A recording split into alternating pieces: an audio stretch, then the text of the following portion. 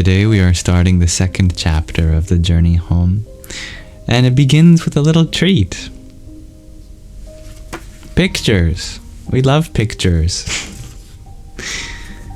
So before we start the second chapter, let me show you some of these pictures. Bit of a foreshadow for the adventure that we'll have, I'm sure. Here we have in the upper left our author of the book in 1970 while living as a recluse in the Himalayas. I love this. By the way, if you didn't already know, this is the story of an American Swami, an autobiography. And to the right of that is Pashupatinath, a sacred shrine in Nepal.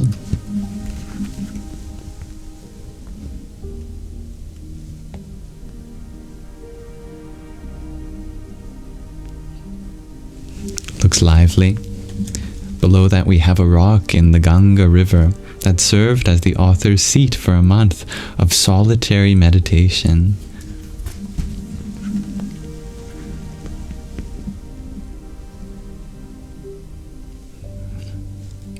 Such an important rock.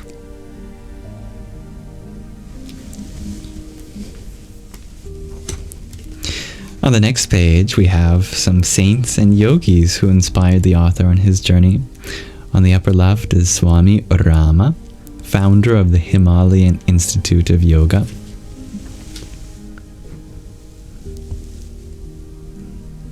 There he is meditating. To the right, we have Swami Satchitananda, founder of the Integral Yoga Institute.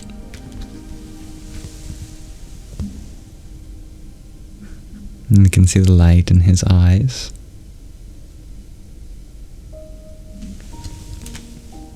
On the bottom left, we have J. Krishnamurti, renowned author and philosopher.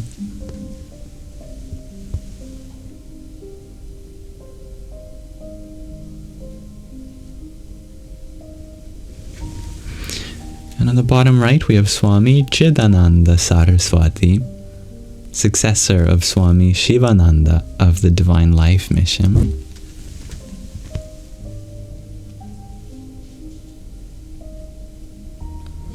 Beautiful souls. On the next page we have, on the top left, Maharishi Mahesh Yogi, founder of the Transcendental Meditation, TM programs. He was the guru of the Beatles.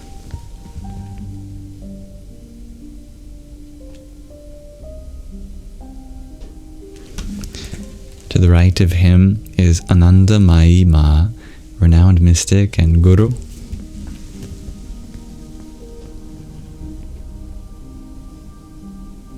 I love her a lot. Her name means the bliss-filled mother in Sanskrit. Below them is Tatwala Baba, a cave-dwelling Himalayan yogi.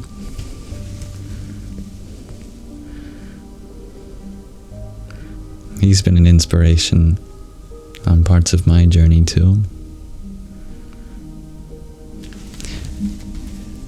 On the next page we have Mother Teresa of Calcutta and the author together.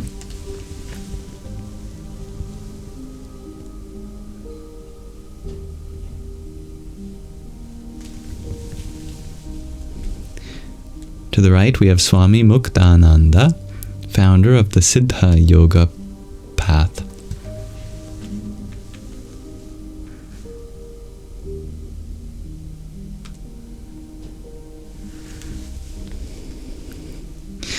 Bottom left we have S.N.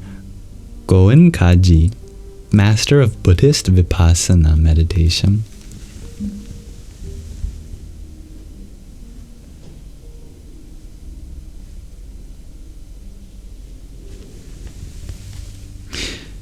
And on the lower right, there's the Dalai Lama of Tibet and the author.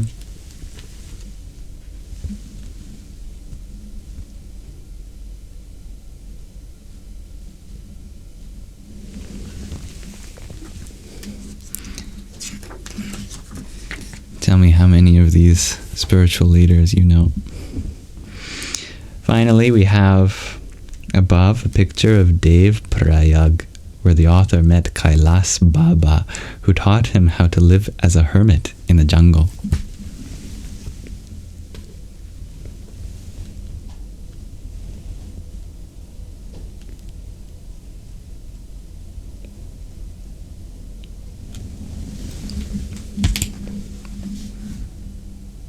And below that, one of the Himalayan caves where the author dwelled.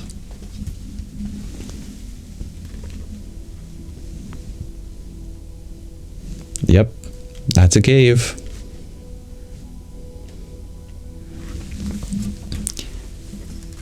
Gee, you share the Dalai Lama is taller than you thought. In this picture, he does stand taller than our author. Although if I recall from our last chapter, the author mentioned that they were 5'6", I believe, at the time. Maybe they had a growth spurt, I don't know. But those are all the pictures to start the second chapter. Let's dive right into it. May this reading relax your mind and awaken your heart.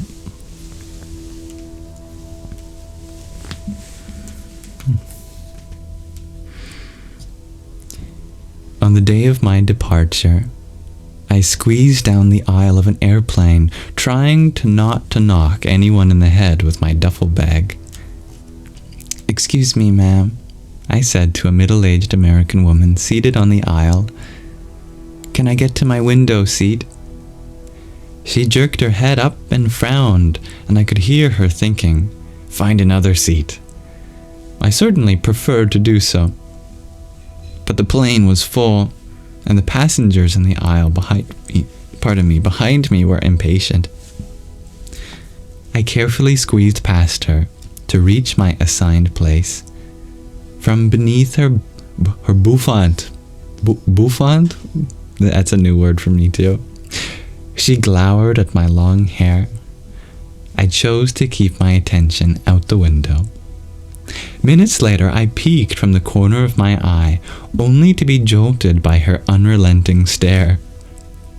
A delay was announced. It was going to be a long flight. A bouffant is a big giant hairdo like Dolly Parton or Elvis. Thank you, dear Orla.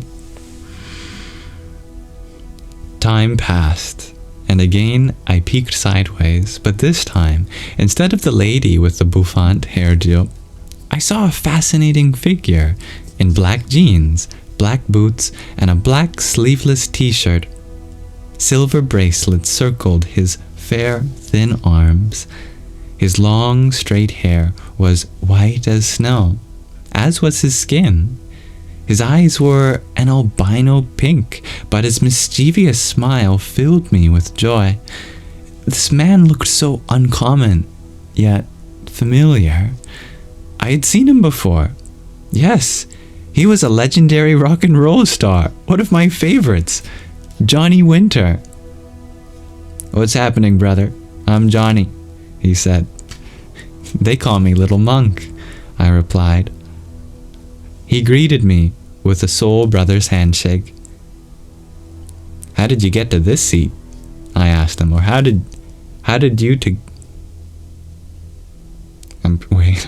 you to get this seat?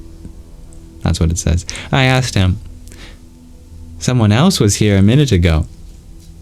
Johnny chuckled and, in his trademark Texan drawl, replied, "Man, was that woman sitting next to you uptight? She came storming down the aisle and brewed up a big old hassle, demanding another seat. She don't like our kind, Little Monk. But you know, that's all right. The stewardess swapped my seat to keep us brothers together."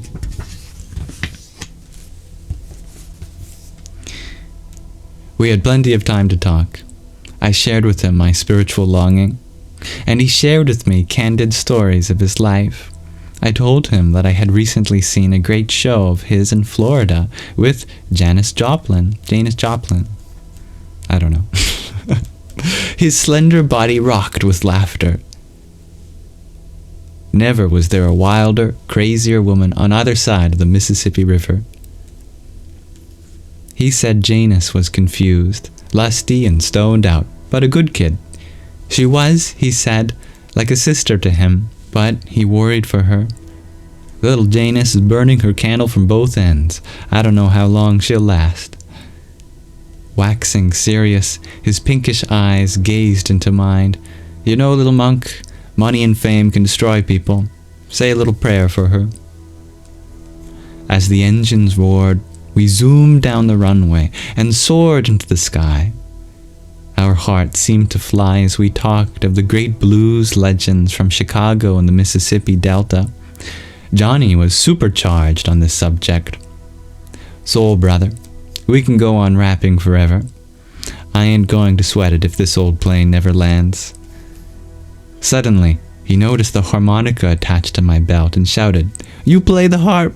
Let's jam, man! In an instant, he had his harmonica in hand. Pick a song. Do you know Mother-in-Law Blues by Little Junior Parker? I asked.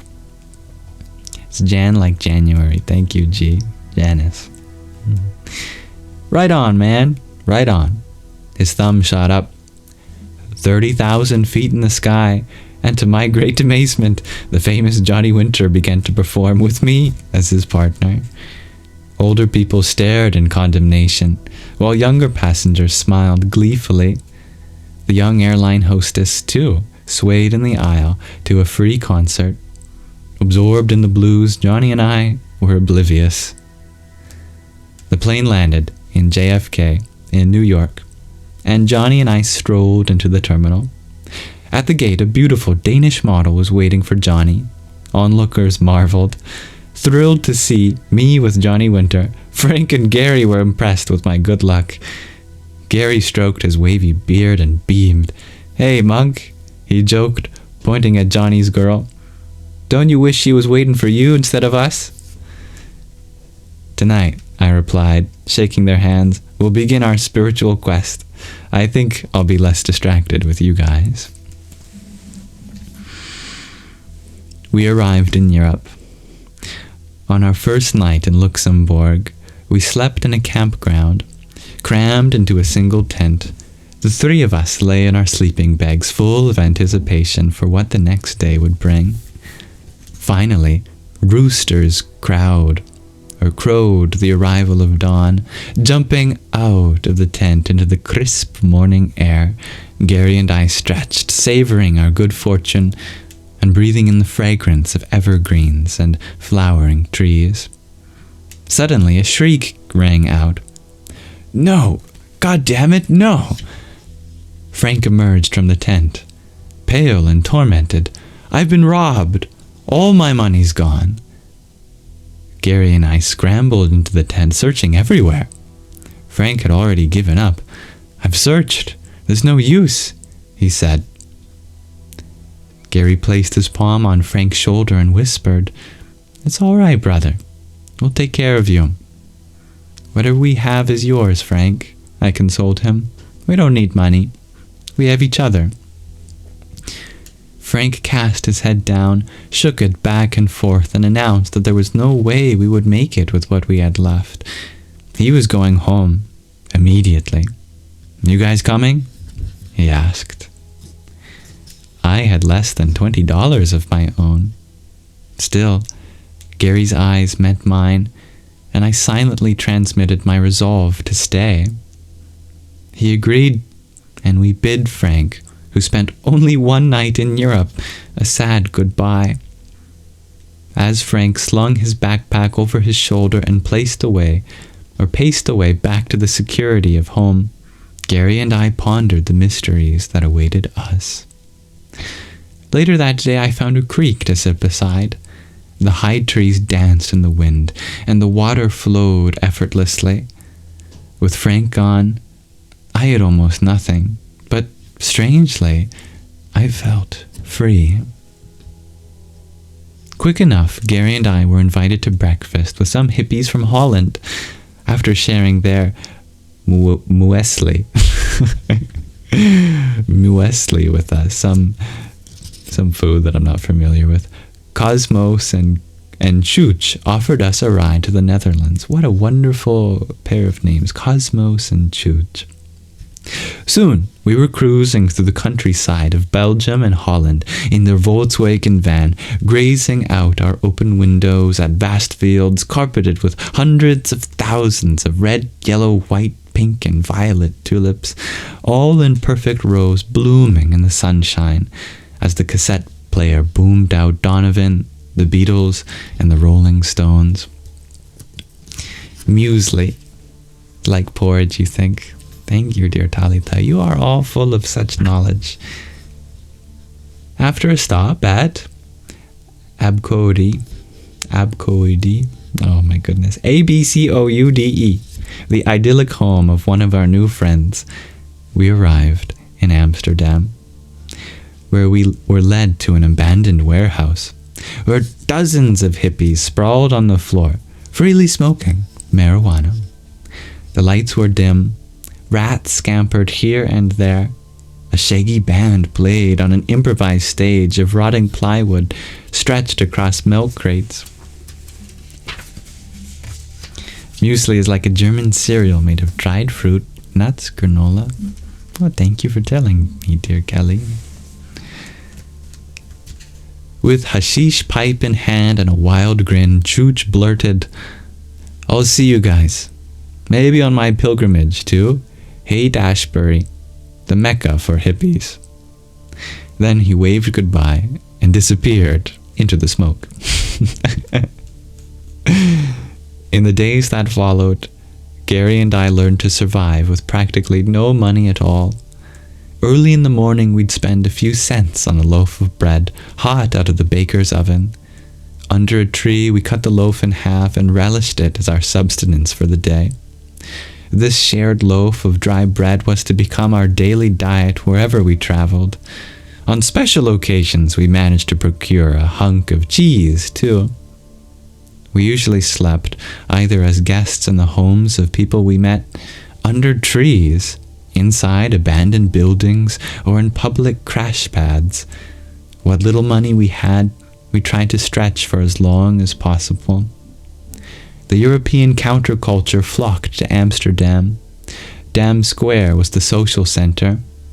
Hundreds of seekers congregated in venues like Fantasio, Paradiso, and Melkweg to hang out and hear music. Another popular place was Cosmos, a spiritual nightclub, quote-unquote. It was there one night that I met a tall American with a partly shaved head, ponytail, and white robes.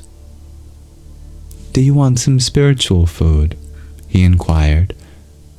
I nodded meekly. "Cup your hands." When I did, he dumped a huge ladle of fruit salad mixed with runny yogurt into them.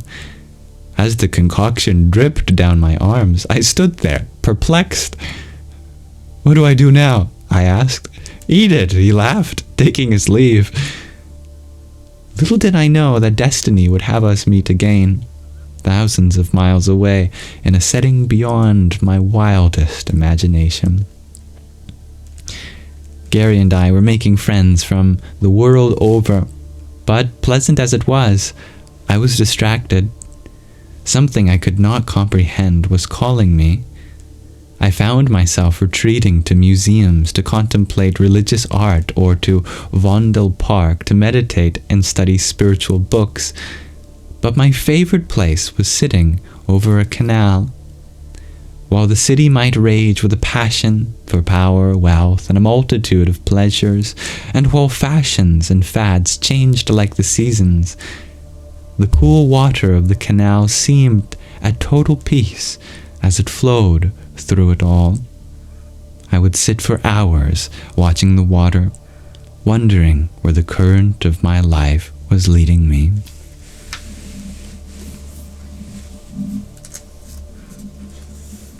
Let's pause our reading of The Journey Home there for now. Thank you very much for listening with me.